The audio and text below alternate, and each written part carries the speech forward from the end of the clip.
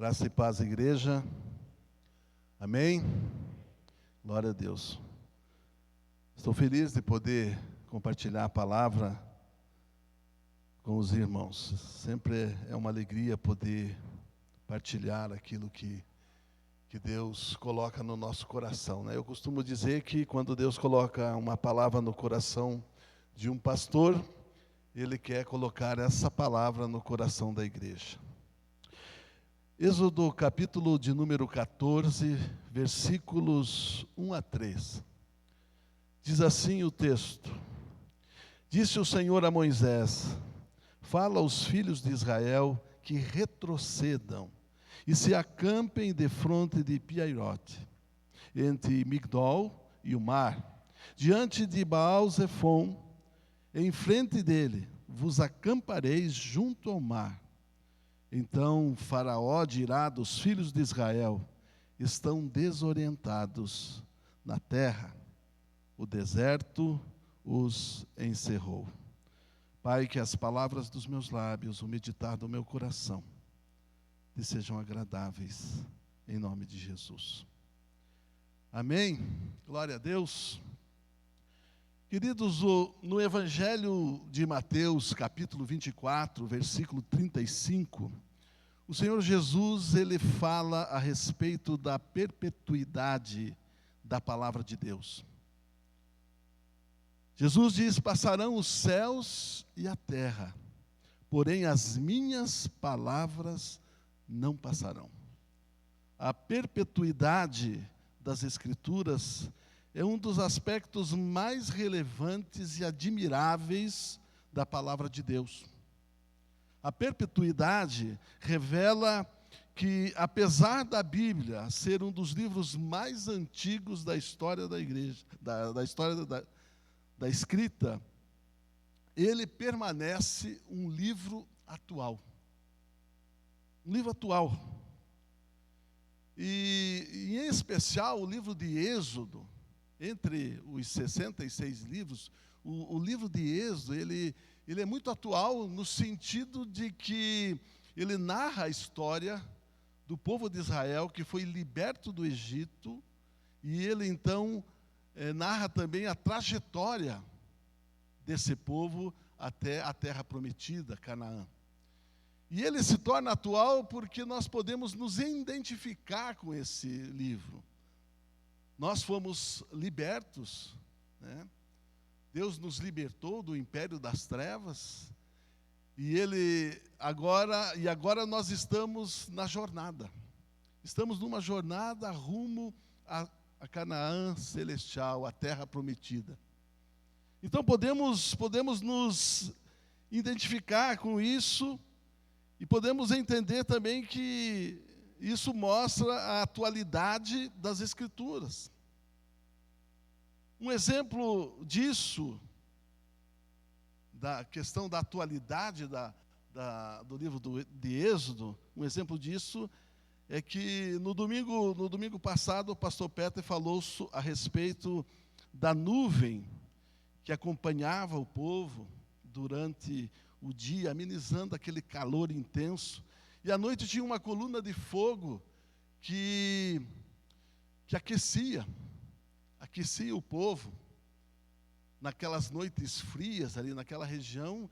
Durante o dia mais de 50 graus de calor, e à noite abaixo de zero.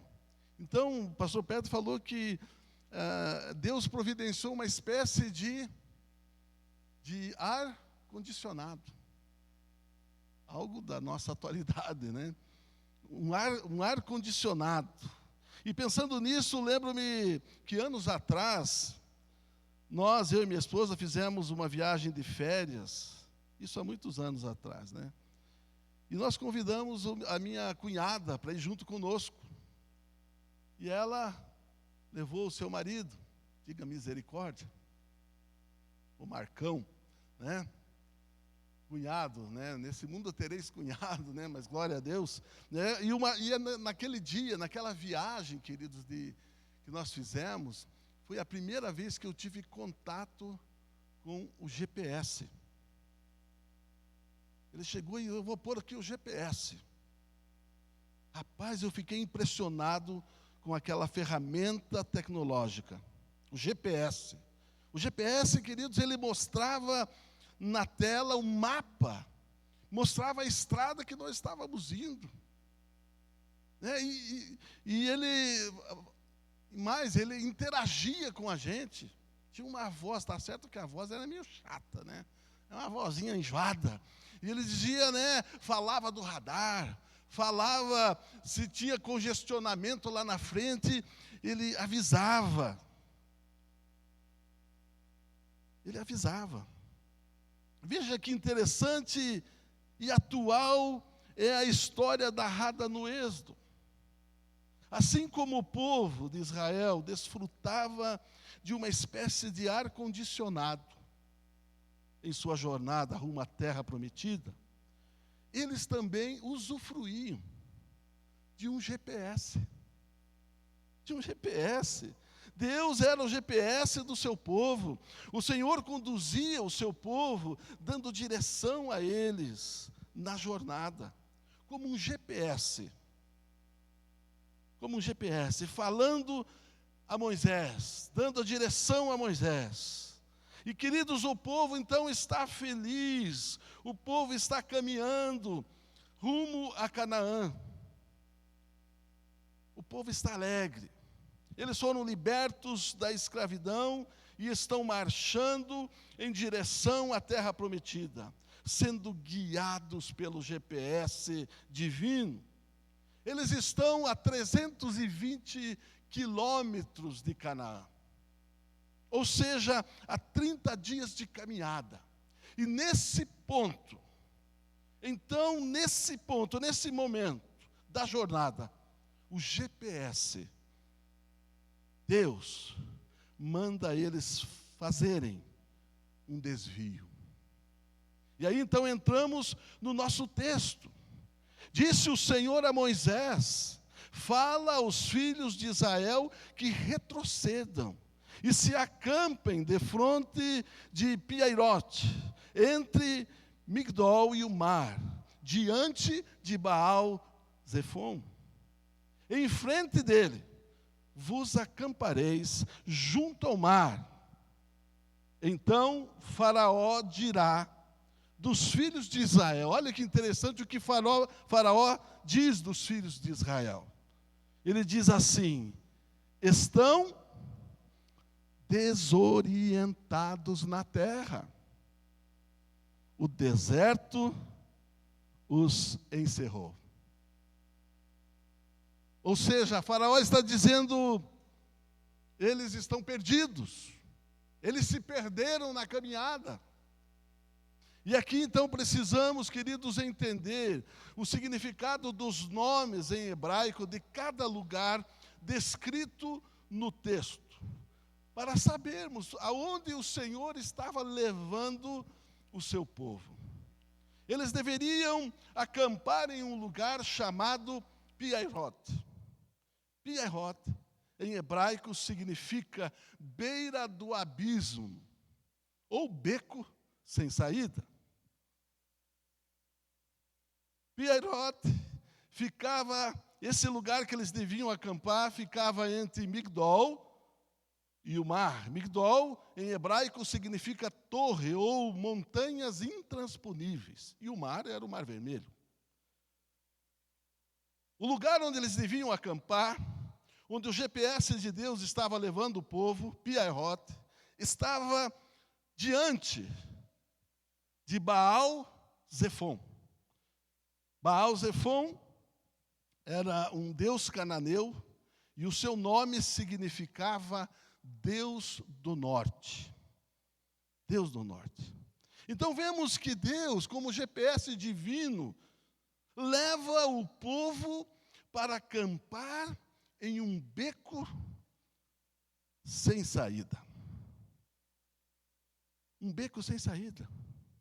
E, queridos, refletindo sobre isso, me veio à memória que no início, logo que o GPS começou a ser usado no Brasil, houve alguns problemas, alguns defeitos, alguns erros. Houve um caso onde uma família, isso até saiu na mídia, foi morta por bandidos, porque o GPS levou essa família numa favela. Uma favela que era dominada pelo crime. O GPS levou eles num lugar onde eles perderam a vida. E aqui, queridos, nós podemos levantar um questionamento.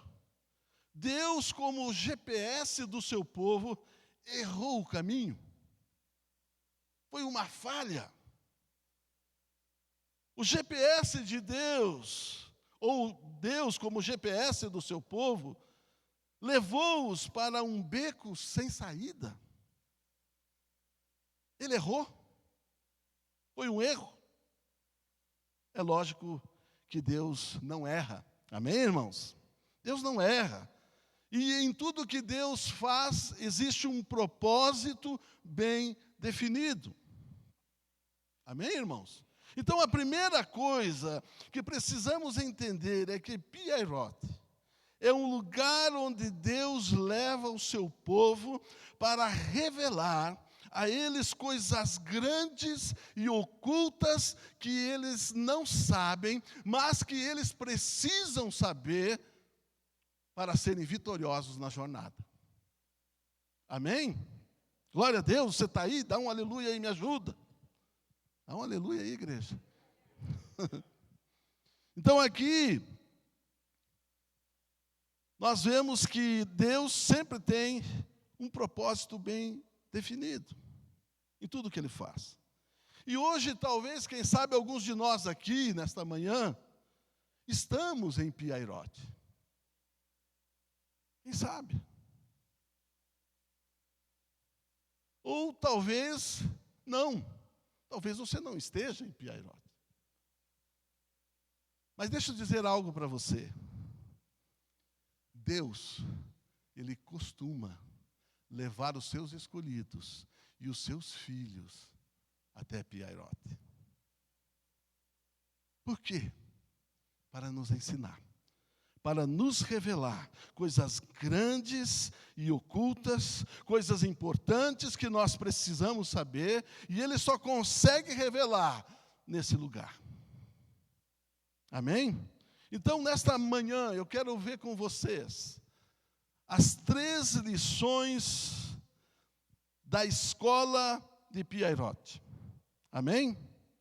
A primeira lição em Pi-Hahiroth, aprendemos a depender somente de Deus. E, em consequência disso, entramos na sala do trono. Eu quero dizer algo ao Ministério de Louvor. Vocês estão extremamente sensíveis à voz do Espírito Santo. Né? Entrar na sala do trono. 2 canções falavam sobre isso, né? Entrar na sala do trono. Glória a Deus. Então, a primeira lição de Pi-Hahiroth é que em Pi-Hahiroth nós aprendemos a depender somente de Deus e entramos na sala do trono. Depender somente de Deus não é assim tão simples. E por não ser assim tão simples, então Deus nos leva a situações onde vamos ser conduzidos a uma dependência total dEle. Em nossa jornada nesta terra, Deus nos leva a Pi-Hahiroth para nos ensinar a lição da rendição total.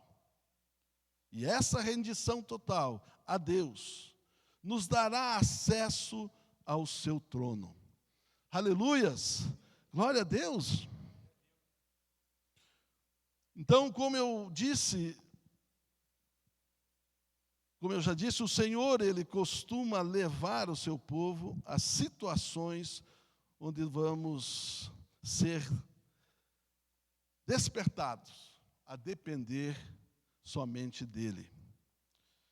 Um exemplo dessa verdade nós vamos encontrar no Evangelho de Mateus, no capítulo de número 4. Mateus, capítulo de número 4.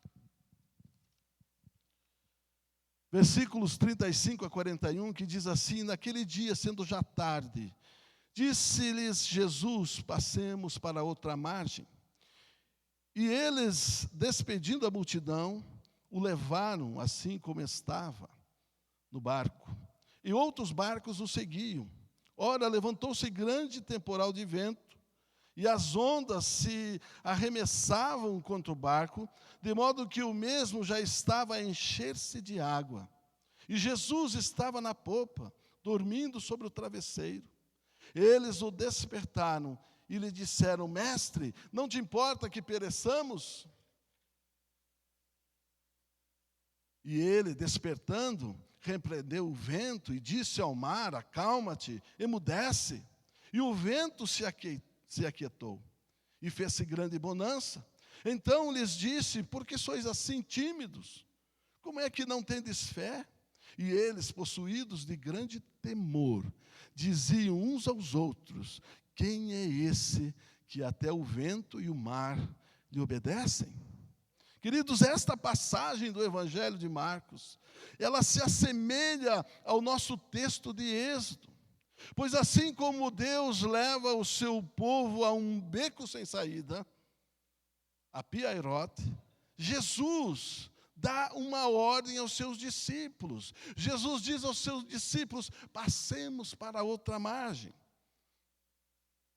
Entrem nesse barco. Entrem nesse barco comigo. E eles obedecem. Eles obedecem a Jesus, assim como Moisés e o povo obedecem. E a obediência deles os leva a um beco sem saída. Os discípulos, naquela ocasião, queridos, eles enfrentaram uma tempestade. E aqui, precisamos entender que tempestades fazem parte da jornada. Algumas são administráveis, outras não. Isso quer dizer que os discípulos, eles eram pescadores experientes. Com certeza, eles já haviam enfrentado tempestades naquelas águas. Eles pescavam naquelas águas. Mas essa tempestade era diferente. Essa tempestade era muito violenta, e eles tentam de todas as formas, com as suas habilidades, né, com a sua habilidade de navegação, e eles não conseguem fazer com que o barco ficasse sobre a água. Era diferente aquela tempestade. A grande verdade, queridos, é que aquela tempestade era realmente diferente. Porque eles estavam indo para uma região onde havia um povo, criadores de porcos, e esse povo tinha um camarada que tinha uma legião de demônios no seu corpo. E ele estava indo para lá, para libertar aquele povo. Então, é lógico, se levantou uma tempestade para tentar, aquilo ali era espiritual. E é interessante porque quando Jesus repreende aquela tempestade, diz assim o texto: e ele, despertando, repreendeu o vento e disse ao mar: acalma-te. Olha como ele fala. Emudece. O que ele está fazendo? Ele está repreendendo aquele levante espiritual. Amém, irmãos? Então, os recursos humanos não eram suficientes para manter o barco. Então, o que eles fazem? Eles despertam Jesus. Eles despertam Jesus.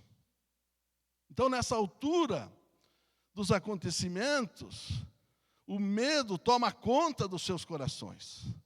Então, eles decidem despertar Jesus. O verso 38 diz: e Jesus estava na popa dormindo sobre o travesseiro.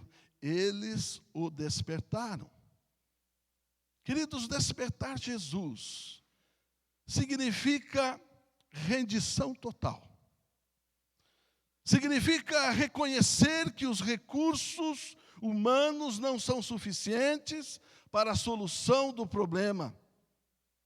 Despertar Jesus, queridos, é o mesmo que clamar, é o mesmo que orar.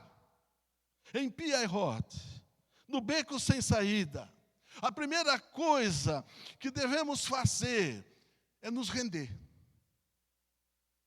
Amém, irmãos? É nos render totalmente. E clamar.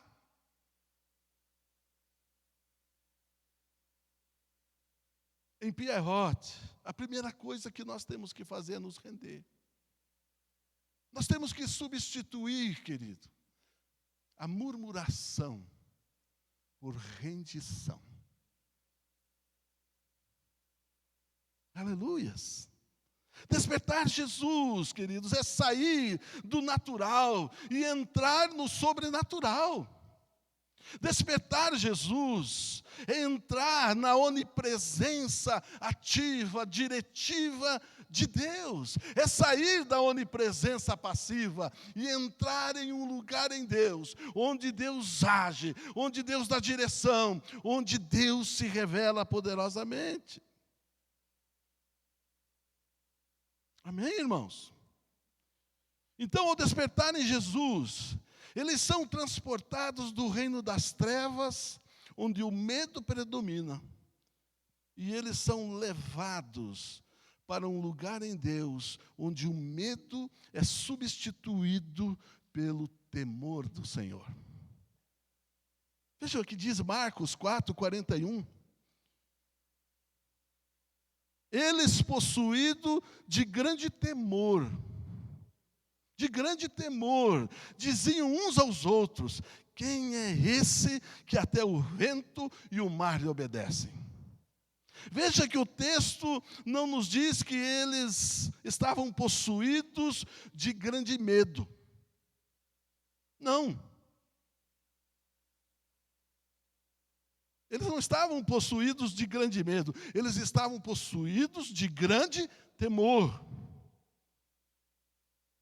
E para uma compreensão adequada do princípio de rendição que nos leva à sala do trono, nós precisamos ir ao hebraico e saber qual o significado da palavra temor. A palavra temor, em hebraico, é a palavra YR e um acento grave. Não sei se eu vou falar certo isso. Iré. Essa palavra nos revela que, diferente do que a cultura popular pensa, temor não tem nada a ver com medo, e sim com o reconhecimento da grandeza daquilo que se está vendo, daquilo que se contempla.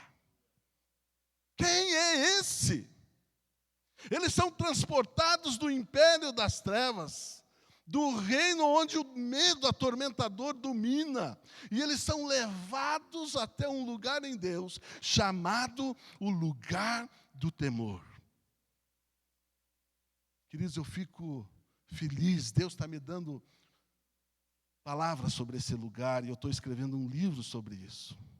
Esse lugar tremendo, o lugar da onipresença ativa, diretiva de Deus.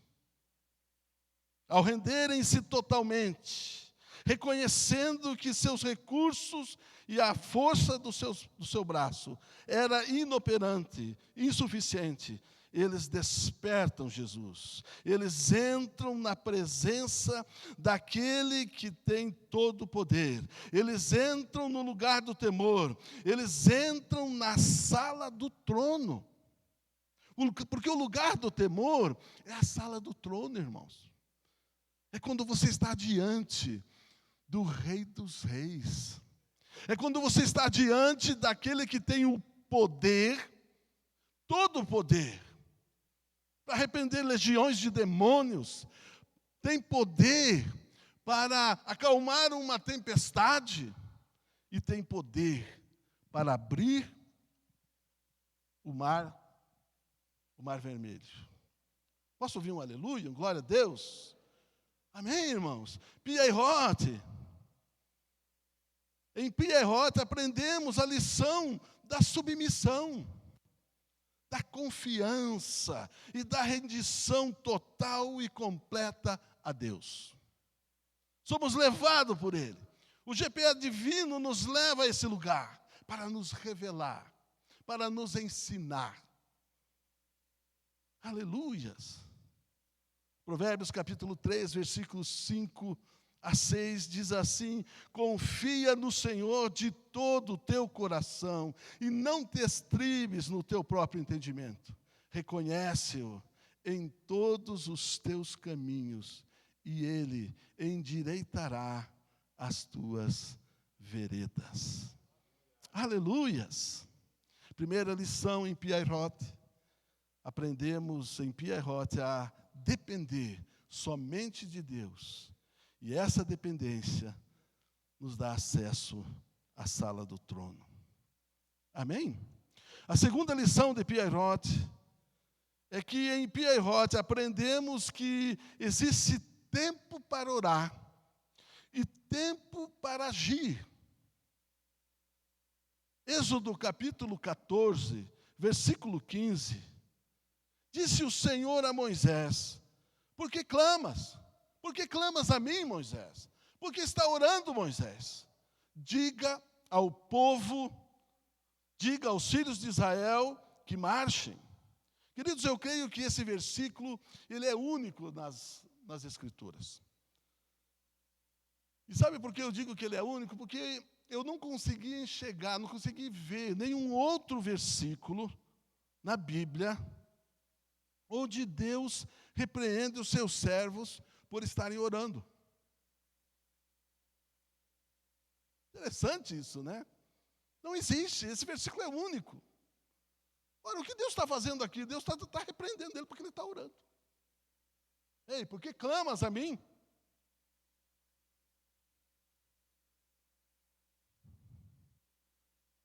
Por que clamas a mim? Isso tudo nos revela, queridos, que em Piairot há tempo para entrar na presença do Senhor, no lugar do temor, na sala do trono. Mas também em Piairot há também um tempo de agir. E nesse ponto se faz necessário relembrarmos os simbolismos de Faraó e do Egito. Faraó tipifica Satanás, e o Egito é um símbolo do mundo, ou sistema demoníaco que vive afastado dos princípios de Deus. Então, Satanás e o mundo são os dois inimigos que nós enfrentamos em nossa jornada rumo à Terra Prometida. Então, em Piairot, o Senhor, Ele nos ensina a agir de forma que possamos vencer o inimigo chamado mundo. Amém? Então vamos a uma base bíblica para entendermos esse princípio. 1 João capítulo 5, versículo 4. Porque todo o que é nascido de Deus vence o mundo. Ora, mas o que vence o mundo? E esta é a vitória que vence o mundo, a nossa fé. Então vemos neste versículo que a fé é uma arma contra o mundo. E essa arma nos dá vitória sobre o mundo. Amém? Você está aí? Glória a Deus. Então vamos ver mais alguns versículos que falam desta arma poderosa, desse dom divino, chamado fé. Tiago capítulo 1, versículo 16 e 17.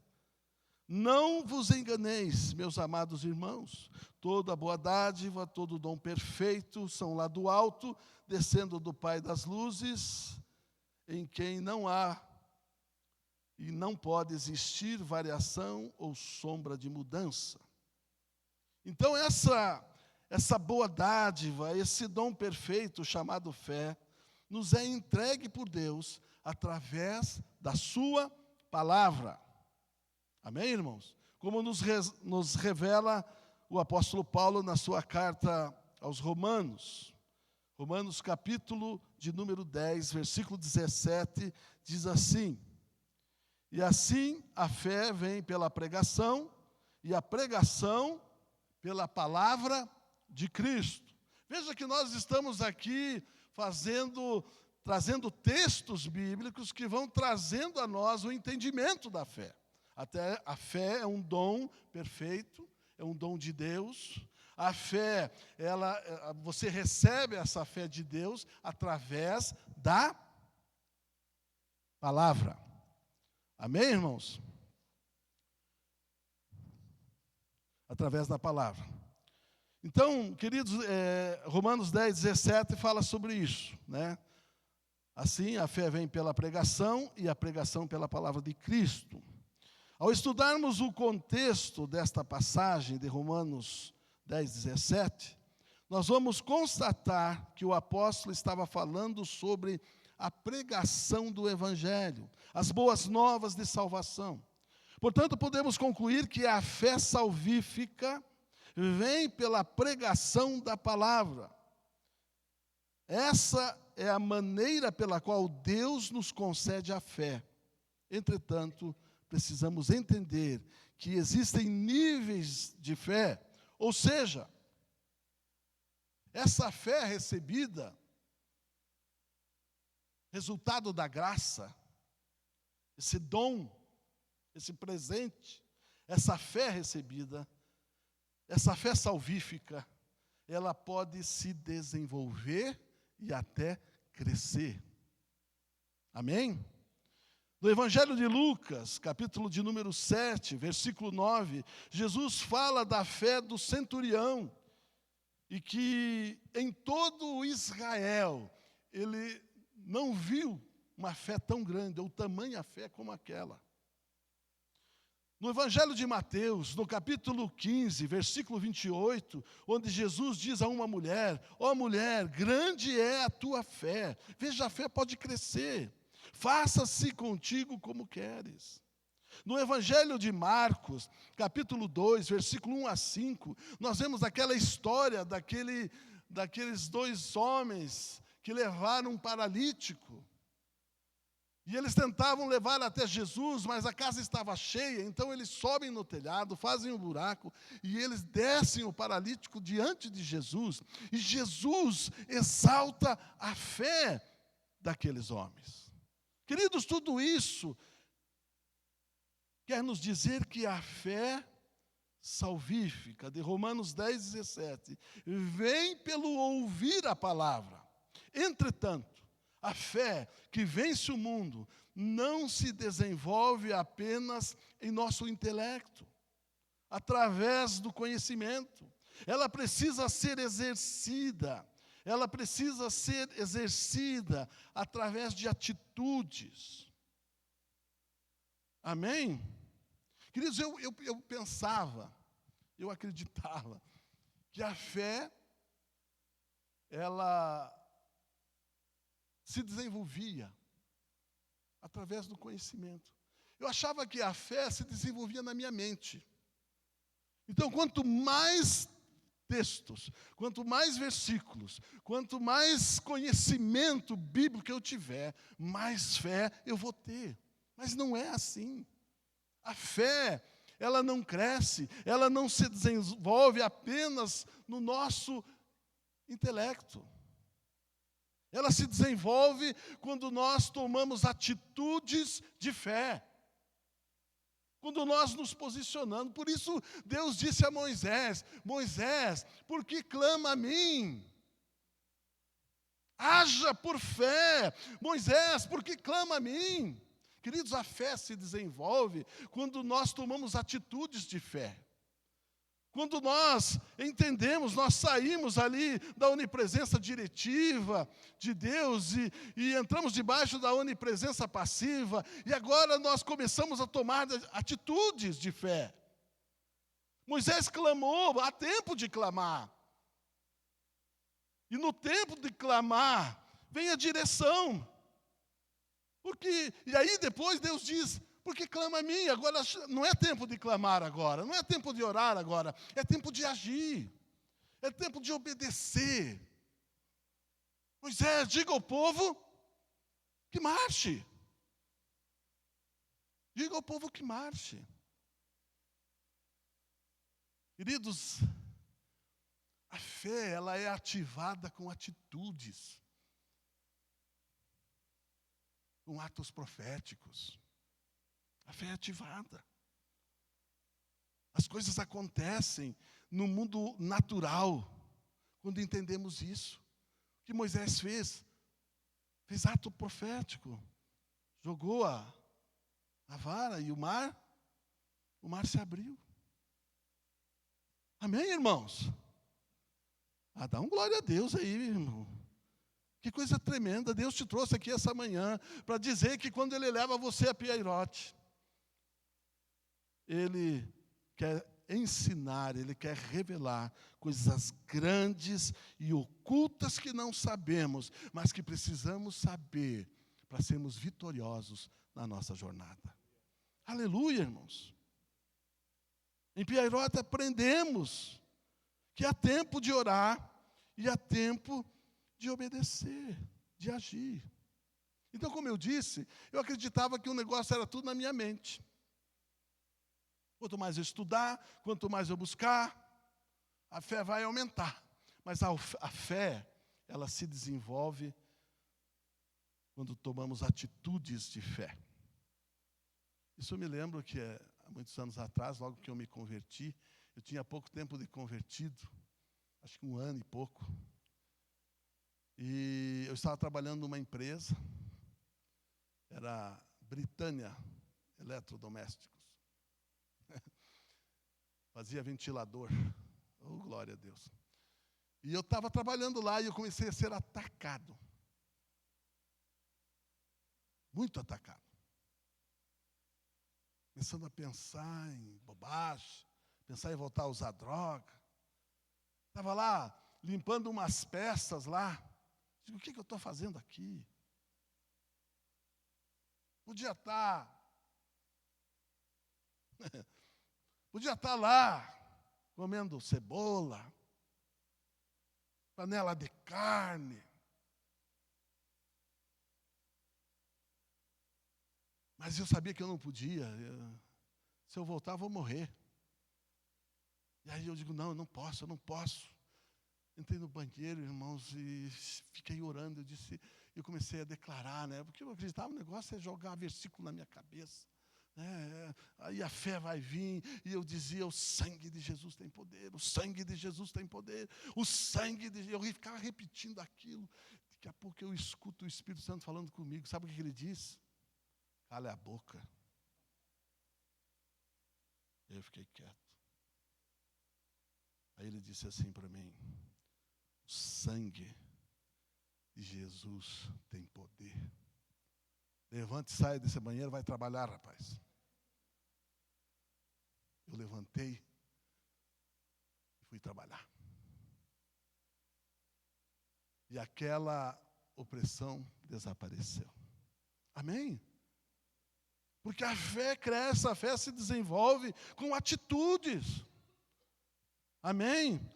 Então, em Piairote, nós aprendemos que há tempo de orar e há tempo de agir com fé. Amém? Terceira lição, em Piairote, aprendemos a avançar com discernimento espiritual. Amém? Em Piairote, no beco sem saída, Deus fala a Moisés: diga ao povo que marche, diga ao povo que avance, avancem.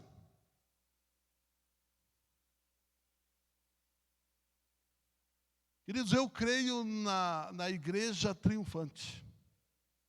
Eu não creio no triunfalismo da teologia da prosperidade. Não, não é isso.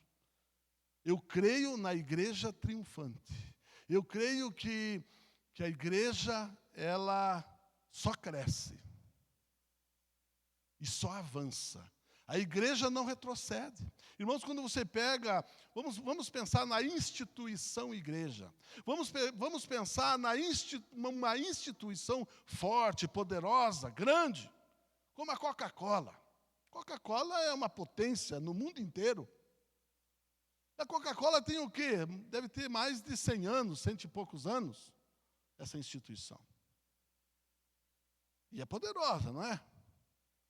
Agora pensemos na igreja. essa instituição igreja, quantos anos ela tem? Amém, irmãos? E continua crescendo. Porque é inconcebível que Deus retroceda. Deus não retrocede. Deus sempre avança. Deus é soberano. Deus é Deus. Amém, irmãos? Então eu creio na igreja triunfante. Aqueles que são nascidos de Deus são a igreja. Eles vivem pela fé. E aquele que vive pela fé, ele não retrocede. Em Hebreus, capítulo de número 10, verso 37 a 39, diz assim: porque ainda dentre pouco tempo, aquele que vem virá e não tardará, todavia o meu justo viverá pela fé.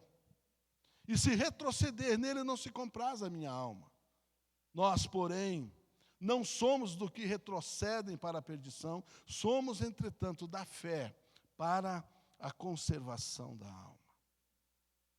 A fé, querido, salvífica, ela nos dá a convicção de que Jesus nos justifica.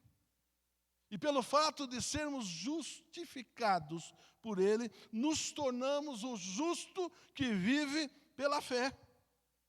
E ele não retrocede. Ele não retrocede. E aí, queridos, neste ponto, você deve estar pensando aí, se o justo que vive pela fé avança e não retrocede, por que Deus pediu para Israel retroceder e acampar em Piairote?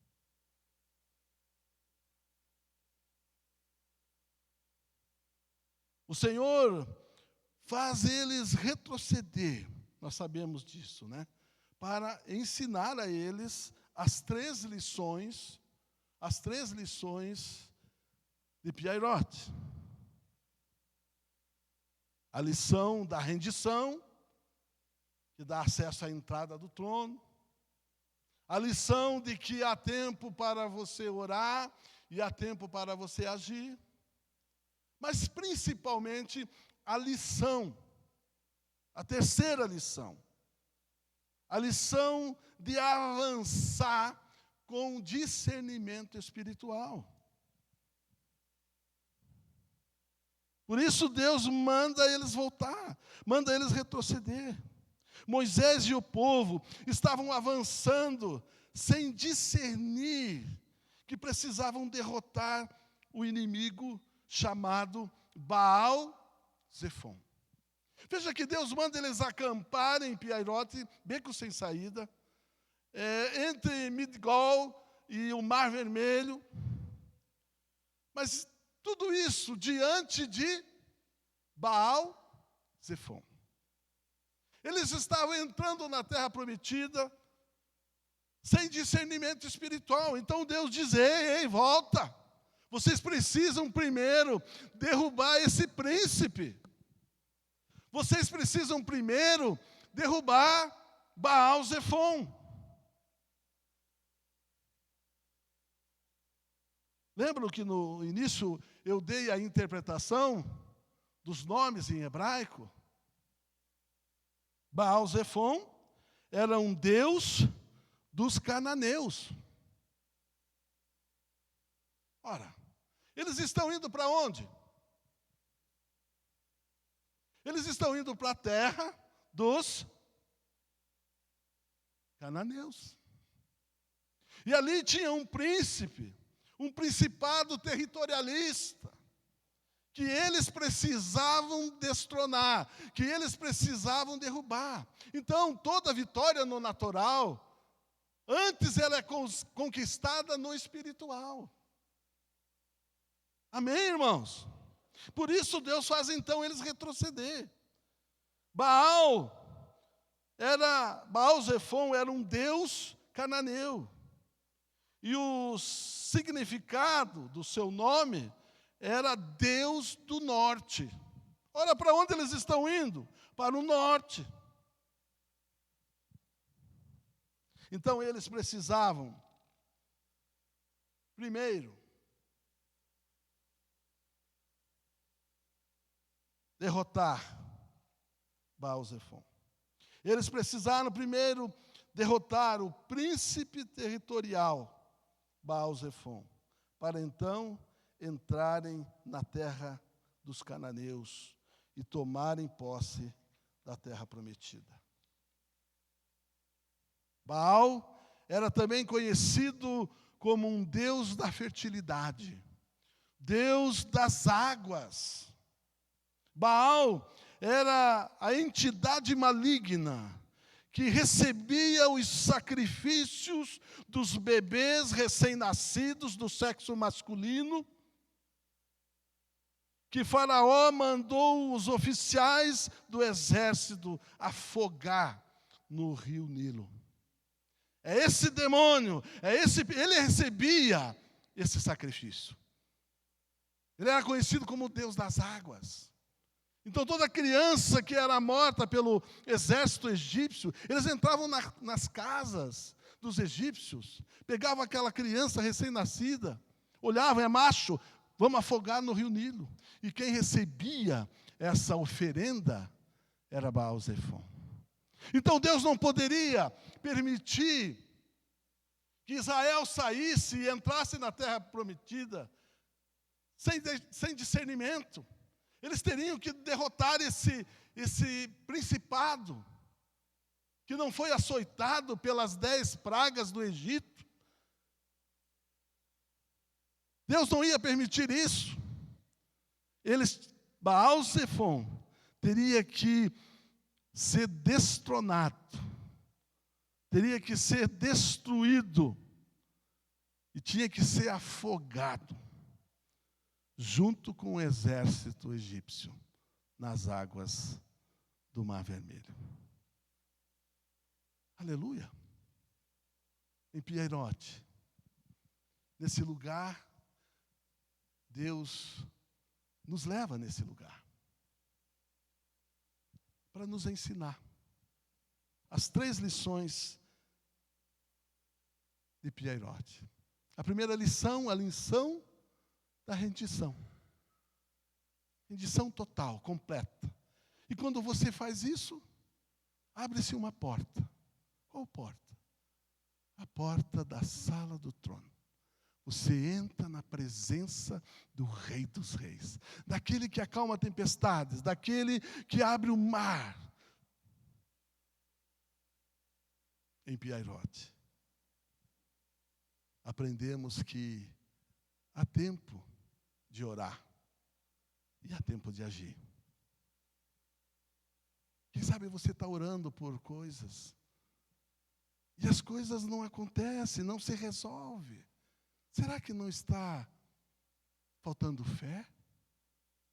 A fé, ela é ativada quando você toma atitudes. Quem sabe você precisa tomar atitudes.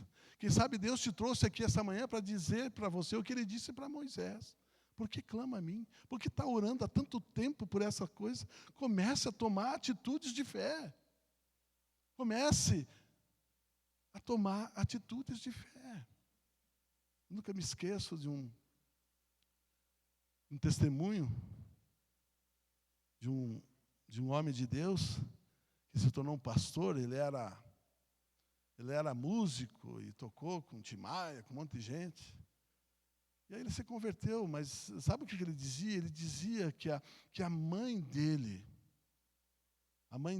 uma pessoa simples, dizia assim, ele chegava bêbado em casa, drogado, e a mãe dele chegava assim, saía na porta e dizia assim: ei, está vindo o servo do Senhor.